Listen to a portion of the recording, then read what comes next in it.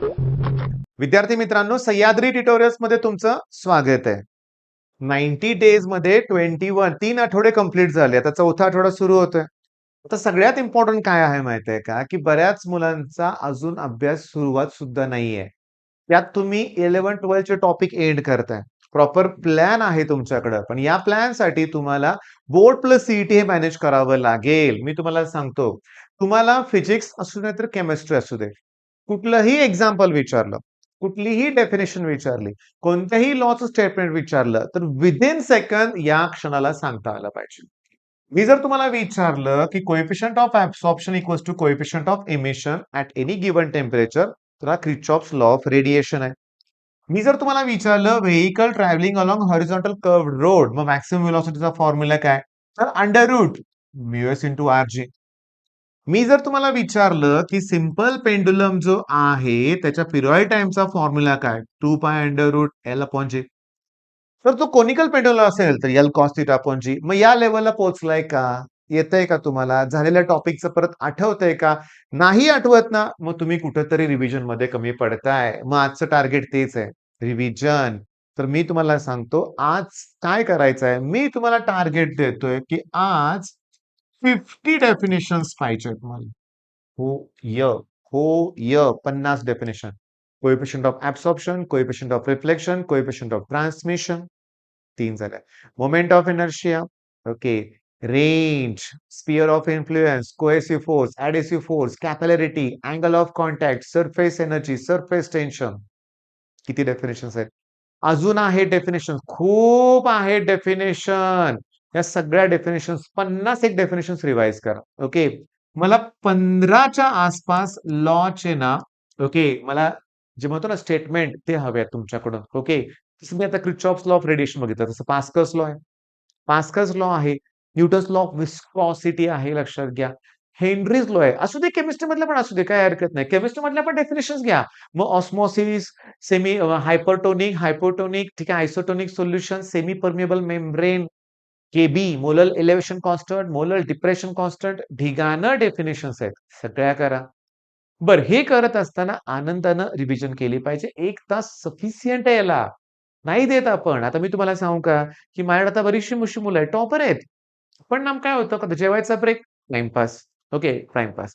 आणि मूर्ख मुलं पण आहेत माझ्याकडे, लक्षात घ्या, की ज्यांना काही देणं-घेणंच नाहीये. अशांपासून लांब राहा. बास, आता वेळ आलेला आहे आपल्याला आपली करियर बघण्याची. मी तुम्हाला सांगू का, की झिरो टाईमपास स्ट्रॅटेजी हवी इथून पुढं. एकूण एक वेळ अभ्यासाला द्यायचा. कंटाळा आला, रेस्ट घ्या. हां, सकाळी एक्सरसाइजला वेळ द्या. मी कधी म्हणणार नाही, नाही त्याला, लक्षात घ्या. ओके. पण जो फालतू वेळ घालवला जातो, बिलकुल नकोय. अजून सुद्धा Instagramमध्ये अडकलेली मुलं आहेत. अजून सुद्धा फालतू गोष्टी करणारी मुलं आहेत. ह्यांच्यापासून लांब राहून तुमचं हे टार्गेट अचीव्ह करा. कारण कॉम्पिटिशन किती आहे? खूप आहे कॉम्पिटिशन, खूप आहे. बरं, अजून काय रिवाईज करता येईल आपल्याला? मी तुम्हाला सांगतो. काय आहे, की हा जो सब्जेक्ट आहे याच्याबद्दल एकदा बोलतो तुम्हाला बरं का. जाणीव करून देतोय. काय होतं, कसं होतं सांगतो तुम्हाला मी. नीट लक्ष द्या. की जेव्हा ना तुम्ही बोर्डच्या प्रिपरेशनला स्टार्ट करता, बोर्डची एक्झाम सुरू होते, तेव्हा पहिला पेपर इंग्लिशचा असतो. आणि इंग्लिश नंतर जर कुठला पेपर असेल, तर तो असतो फिजिक्स आणि तो 90% 90% मुलांना अवघड जातो. खूप अवघड जातो. इतका अवघड जातो की विचारूच नका. माझ्याकडं मी तुम्हाला सांगतो, मी आता ड्रॉप घेतलेली मुलं माझ्याकडे असतात किंवा काउन्सिलिंगला मुलं माझ्याकडे येतात. मी बघितलंय त्यांचं मार्क लिस्ट. तर सगळ्याच मुलांचा स्कोर मला या दरम्यान सापडलाय. हो, शॉकिंग आहे. त्यातलं 30 मार्क्स तर कॉलेजने दिलेत. मग ऑब्व्हियसली जर पहिलाच पेपर तुम्हाला अवघड गेला, त्याला 5 दिवस सुट्टी असते बरं का. म्हणजे 5 दिवस सुट्टी असून पण प्रॉपर प्लॅन नसल्यामुळं हा पेपर अवघड गेला. अवघड गेला, की एका दिवसात केमिस्ट्री आहे, होतच नाही. 2 दिवसात लगेच मॅथ्सचा पेपर असतो, होत नाही. आणि बोर्डची एक्झाम अवघड गेली, की सीईटीचा अभ्यासाला इंटरेस्ट राहत नाही. म्हणतो ना आपण, ते काय रे त्याला म्हणतात रे बाळा, मला कमेंटमध्ये सांगा, की म्हणजे आता समजा मी असं हे करून ठेवलंय. मग ही वस्तू अशी पडली, की पुढची पडत, पडत, पडत जाते. याला काहीतरी टिपिकल नाव आहे. मला कमेंटमध्ये सांगा बरं का. तसंच होतं, की एक पेपर अवघड गेला, की सगळं अवघड जातंय. मग हे यावर्षी मला होऊन द्यायचं नाहीये. तुमचा रिझल्ट चांगला हवाय, तुम्ही मला फॉलो करताय, तर रिझल्ट चांगला पाहिजेच मला. मग यासाठी आपण याला टार्गेट करूया. याला समजून घ्या ना, डेफिनेशन, त्याच्यानंतर डायग्राम, त्याच्यानंतर डिस्टिंग्विश आणि त्याच्यानंतर लॉज. अरे याचं वेटेज 30 प्लस आहे रे 70 मार्काच्या पेपरमध्ये. करूया ना हे. मग त्यातले डेफिनेशन्स मी घेतलेत, लॉज वगैरे घेतलेत लक्षात घ्या. डायग्राम डिस्टिंग्विशचे विथ सोल्युशन माझे व्हिडिओ ऑलरेडी आहेत तुम्हाला बघायचे आहेत आणि त्याचबरोबर आपण डेरिव्हेशन्स घेतोय. काय घेतोय आपण? Derivation series. डेरिव्हेशन टायटल काय आपलं? की derivations in 10 minutes. Derivations in 10 minutes. फक्त 10 मिनिटात डेरिव्हेशन होतंय रे. पण 10 मिनिटाचा वेळ. YouTubeवर शॉर्ट्स बघण्यात किती वेळ जातो? प्रचंड वेळ जातो. सकाळी उठल्यानंतर टाईमपास प्रचंड वेळ जातो. पण रोज 10 मिनिटं वेळ काढला तरी फिजिक्स कव्हर होईल. मग याला काय होईल? जर फिजिक्स सोपा गेला तर केमिस्ट्री सोपा जाणार आहे, मॅथ्स सोपा जाणार आहे आणि सीईटी सुद्धा आपण चांगला स्कोर करणार आहे. पण सीईटी तर डिसेंबरमध्ये आहे. आता सीईटी जर डिसेंबरमध्ये असेल तर फारच थोडा वेळ उरलाय. ओके. सीईटी जर डिसेंबरमध्ये असेल तर फारच थोडा वेळ उरलाय. मग इतका थोडा वेळ जर उरला असेल तर मग केला पाहिजे ना अभ्यास. ओके. केला पाहिजे की नाही तुम्ही मला सांगा. मग मला प्रॉमिस हवाय तुमच्याकडून, की तुमच्या ऑफलाईन क्लासमध्ये सुद्धा जेवायचे ब्रेक असतील. ओके. क्लास सुटल्यानंतर समजा स्टडीचा ब्रेक असेल, स्टडी करायच्या अगोदर थोडासा ब्रेक असेल. ह्यात नका टाईमपास करू.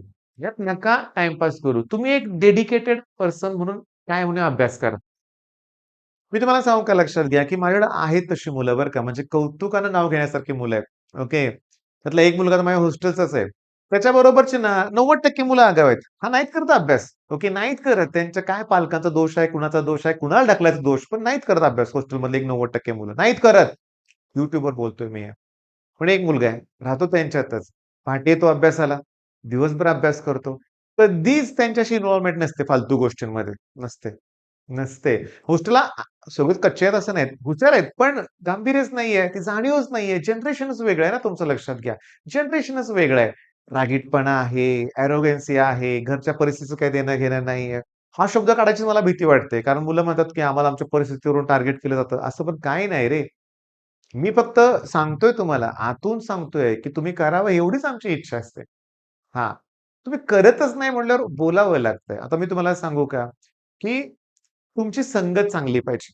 चांगली हुशार मुलं पाहिजेत. तुम्ही अभ्यासू मुलांच्यात राहिलं पाहिजे. होय. काही जण आहेत ना, जे मूर्ख आहेत लक्षात घ्या, मूर्ख. ज्यांना काही देणं-घेणं नाहीये. ओके. त्यांचं काम काय आहे? मग स्वतःचा फोटो काढून एडिट करत बसतील. ह्याचा फोटो तिकडे लाव, त्याचा फोटो इकडे कर. फालतूगिरी. नको अशा मुलांच्या आपल्या संगतीत राहायचंय. एक कसं आहे माहितीये का? मी जस्ट उदाहरण देतो बरं का. जाधव, हेमंत जाधव माझा फेव्हरेट स्टुडंट आहे. झालं त्याला प्लेसमेंट वगैरे सगळ्या गोष्टी क्लिअर झाल्यात. काय झालं हेमंतच्या बाबतीत? आला माझ्याकडं मुंबईवरून. 3 पर्सेंटाइल होता स्कोर. शॉकिंग ना? हो. पण इथं आला तेव्हा माझ्या मुलाच्या बॅचमध्ये तो होता. ओके. ड्रॉपर होता लक्षात घ्या.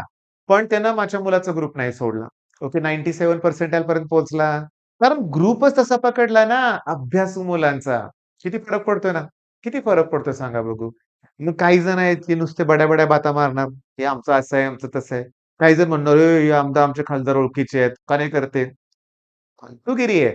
काही जण असे आहेत लक्षात घ्या, की उगाचच हे करणार. हं, दादागिरी, भाईगिरी, डॉन. ओके. आणि काही जण नमुने असे आहेत, की हे जे नमुने असतात ना भाई, "मग माझा भाऊ आहे, मी भाऊ आहे." काय उपयोग आहे? काय उपयोग आहे सांगा बघू? काय उपयोग आहे?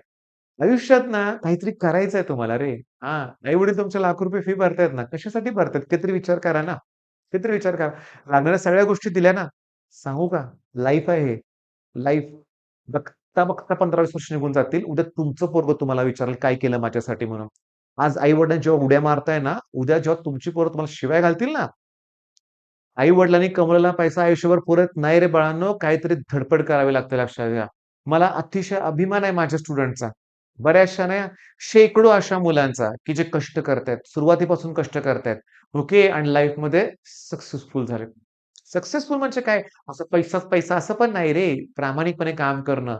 जे काम करतोय त्यात बऱ्यापैकी यश मिळवणं, यालाच मी सक्सेस म्हणतोय. सक्सेस मिळाला असं कधी होतच नाही. त्यामुळे तुम्ही बाळांनो, आई-वडिलांचा सोडून द्या.